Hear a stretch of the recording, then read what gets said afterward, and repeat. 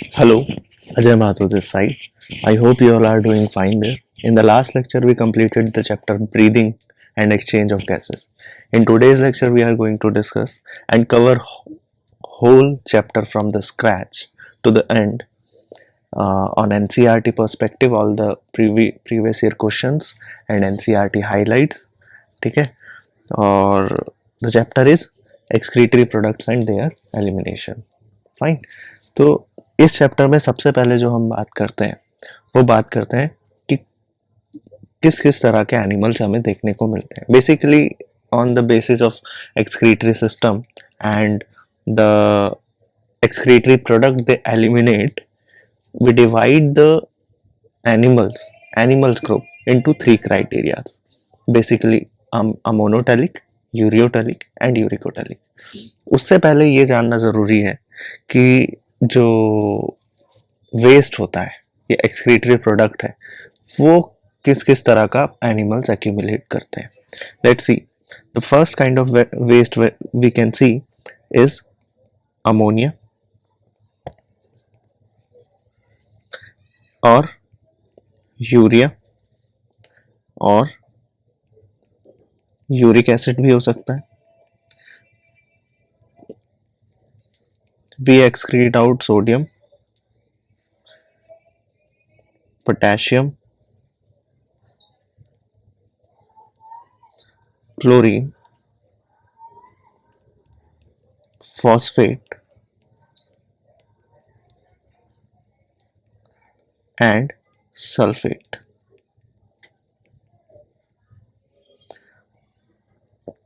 Carbon dioxide and water.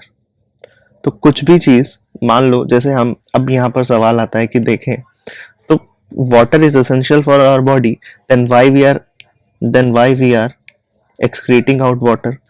अगर water भी excess amount में प्रेजेंट है हमारी बॉडी में देन इट इज वेस्ट. ठीक है, आयंस अगर हमारी बॉडी में, ions are important for our body, लेकिन अगर वो भी एक्सेस अमाउंट में प्रेजेंट है देन दे आर वेस्ट. ठीक है, देन दे आर वेस्ट. तो उन्हें भी एक्सक्रीट आउट करना पड़ेगा by the same mechanism that is excretory system. और एक बात जो जरूरी है कि animals accumulate ammonia, urea, uric acid. These are major form of nitrogenous waste that we can see. तो major form of nitrogenous waste क्या है? Major form of nitrogenous waste ये तीन ही है. ठीक है, जिसके हिसाब से हम ऑर्गेनिजम्स को डिवाइड करते हैं या क्लासिफाई करते हैं. तो these three are major forms of nitrogenous waste by animals. Fine. अब जितना ज्यादा, एक बात हमेशा याद रखना कि जितना ज्यादा जो नाइट्रोजनस वेस्ट है वो टॉक्सिक होगा उतना ही ज्यादा आपको वाटर के अमाउंट की जरूरत पड़ेगी to eliminate, to excrete out the waste. तो जितना ज्यादा जो वेस्ट है वो टॉक्सिक होगा उतना ज्यादा आपको वाटर की जरूरत पड़ेगी उसको बाहर निकालने के लिए या एक्सक्रीट आउट करने के लिए. जैसे फॉर एग्जांपल अमोनिया. तो अमोनिया बहुत ज्यादा टॉक्सिक होता है, तो इसको अगर आपको एक्सक्रीट आउट करना है बॉडी से तो you have to excrete out large amount of water. You will require large amount of water. उससे कम यूरिया और सबसे कम यूरिक एसिड. और इनको तो हम वैसे कंसीडर ही नहीं करते हैं. ठीक है, इन कैटेगरीज में. क्यों? क्योंकि ये तो वैसे ही एलिमिनेट हो जाता है थ्रू स्वेट. ठीक है, और इनका नॉर्मल बैलेंस हम करते रहते हैं. ठीक है, तो बेसिक जो कैटेगरी है वो ये तीन ही है, अमोनिया, यूरिया और यूरिक एसिड. इसी बेसिस पर हम क्लासिफिकेशन भी करते हैं. तो एक लाइन जो मैंने लिखी जो बहुत इंपॉर्टेंट है कि मोस्ट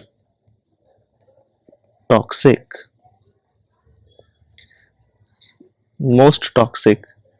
requires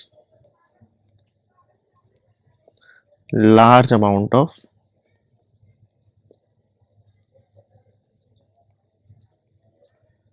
वाटर. अब अगर आपसे कोई पूछता है कि बताओ अमोनिया को ज्यादा वाटर की जरूरत है या यूरिक एसिड को, तो आप बोलोगे ऑब्वियसली अमोनिया. क्यों? क्योंकि uric acid is least toxic. Uric acid is least toxic. And least toxic, vice versa वाली बात है कि लीस्ट टॉक्सिक रीमाउंट्स या फिर requires minimum water,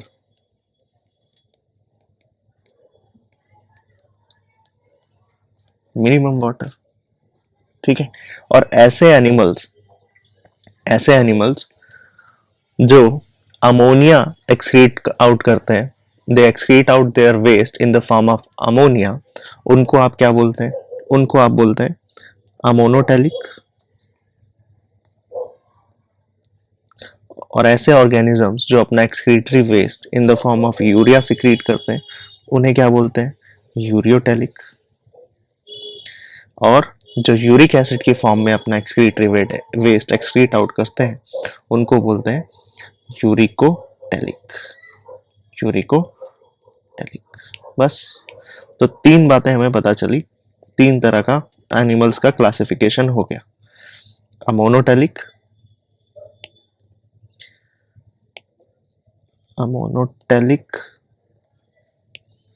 ureotelic, uricotelic, ठीक है।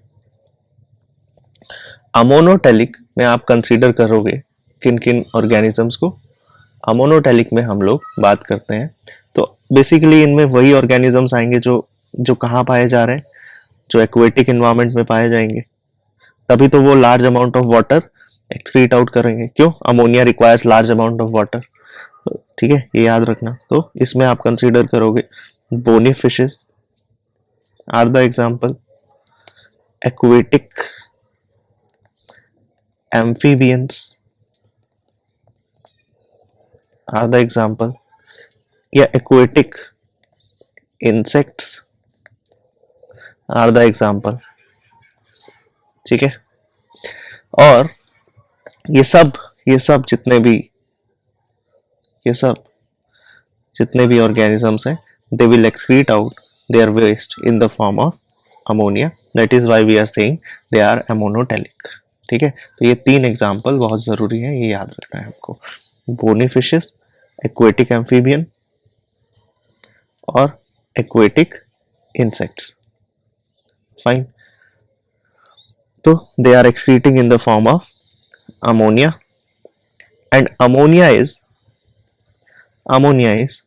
readily soluble, अमोनिया काफी soluble है, ठीक है। soluble excreted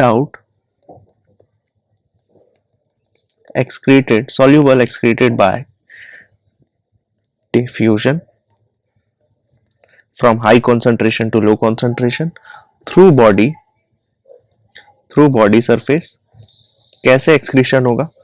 अब क्योंकि अलग अलग ऑर्गेनिजम्स, अलग अलग तरह के ऑर्गेनिज्म का अलग अलग नाइट्रोजनस वेस्ट है, तो अलग अलग ऑर्गेनिजम्स का ऑर्गन भी अलग होगा फॉर देयर एलिमिनेशन। किसी के पास क्या होगा, किसी के पास बॉडी सरफेस है जिसकी मदद से वो क्या कर रहे हैं, एलिमिनेशन कर रहे हैं अपने वेस्ट का, तो किसी के पास गिल्स है, ठीक है। और गिल्स सरफेस, जैसे गिल्स सरफेस किसमें देखोगे, किसमें कंसीडर करोगे, जैसे फिशेस, ठीक है, फिशेस। और अमोनिया किस फॉर्म में बॉडी से बाहर जाता है, अगर आपसे पूछे तो अमोनिया किस फॉर्म में बॉडी से बाहर जाता है, तो आप बोलोगे NH4+, ठीक है। यहां पर क्या किडनी का कोई लेना देना है, तो आप बोलोगे नहीं, किडनी का कोई लेना देना नहीं है। किडनी यहाँ इन स्पीशीज के पास तो किडनी मिलेगा भी नहीं, तो kidneys don't play any major role here। बस, अब आ जाते हैं यूरिकोटेलिक स्पीशीज की तरफ, ठीक है। अब बात कर रहे हैं यूरिकोटेलिक स्पीशीज की।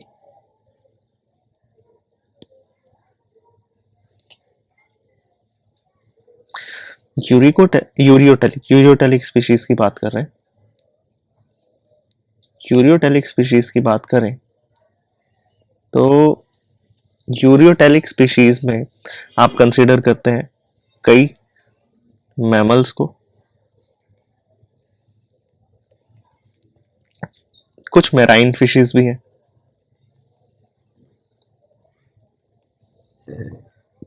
जो यूरिया सिक्रीट करती है, ठीक है, और कुछ टेरेस्ट्रियल एम्फीबियंस तो हैं ही, टेरेस्ट्रियल एम्फीबियंस तो हैं ही, राइट। अब सवाल ये है कि अगर उनकी बॉडी में क्या डायरेक्ट यूरिया ही बन जा रहा है या अमोनिया इज द वेस्ट।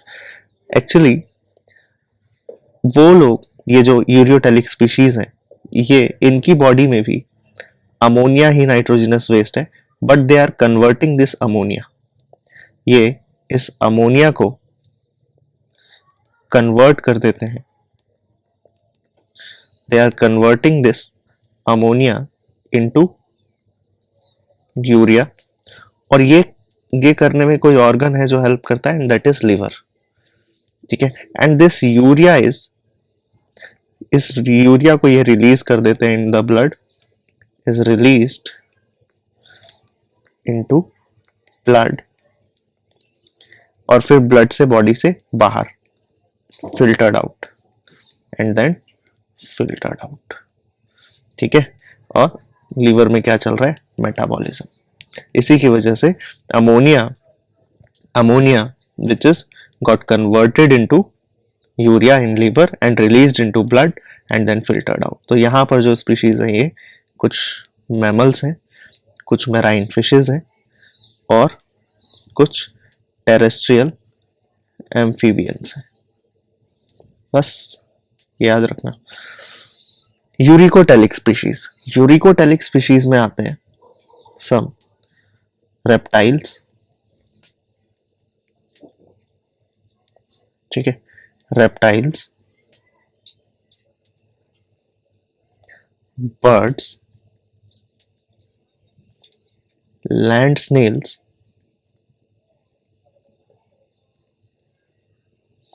और इंसेक्ट्स अब आप अगर देखो रेप्टाइल्स, बर्ड्स, लैंड स्नेल्स और इंसेक्ट्स, वो क्योंकि चाहते हैं कि मिनिमम लॉस करना, लीस्ट टॉक्सिक होता है यूरिक एसिड, तो it requires minimum amount of water, minimum water. तो वो ये क्या करते हैं, वो कन्वर्ट कर देते हैं अपने एक्सक्रीटरी वेस्ट को इनटू अ पेस्ट फॉर्म, और we call this a pellet form. तो they form the pellet, they excrete out their waste in the pellet form, और आप क्या बोलते हो, पेस्ट फॉर्म, ठीक है, paste form which requires minimum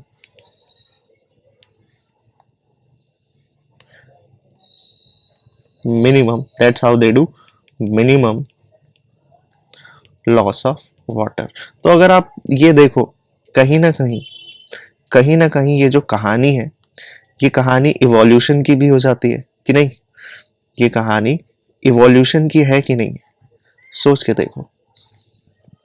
के देखो कि वो स्पीशीज जिनके पास, हमेशा मैं कहता हूं कि जिनके पास अवेलेबिलिटी ज्यादा है वो उसका यूज भी कर पाएंगे, और जिनके पास अवेलेबिलिटी नहीं है वो तो यूज कहाँ ही करेंगे। जैसे फॉर एग्जांपल एक्वेटिक एनिमल्स, ठीक है, जैसे bony fishes, aquatic amphibians, aquatic insects, ठीक है, इनके पास तो पानी ही बहुत ज्यादा है इतना, ठीक है। तो अगर ये large amount of water excrete out करते भी हैं तो इनको क्या ही फर्क पड़ता है। लेकिन आप यहां पर जाओ यूरियोटेलिक, इनके पास मॉडरेट अमाउंट ऑफ वाटर है, ठीक है, moderate amount of water is there, because moderate amount of water is hair.